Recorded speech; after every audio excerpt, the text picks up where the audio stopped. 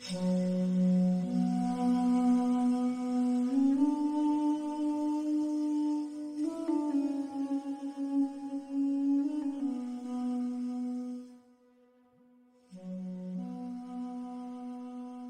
الله الرحمن الرحيم. قال المؤلف رحمه الله: ما نفقه كثيرا مما تقول. Sen aytayotgan ko'p gaplarga tushunmayapmiz.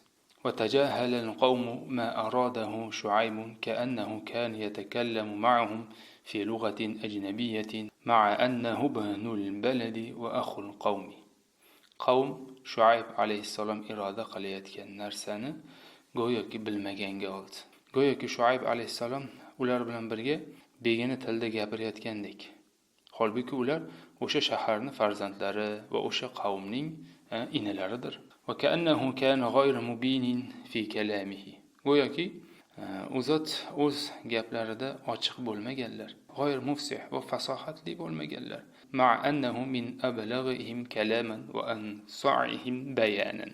Holbuki u zot kalomlari, ya'ni o'sha gapirishlari jihatidan ularning eng balog'atlisi va bayon qilib berishlik jihatidan eng ochiq oydini, yorqini edilar.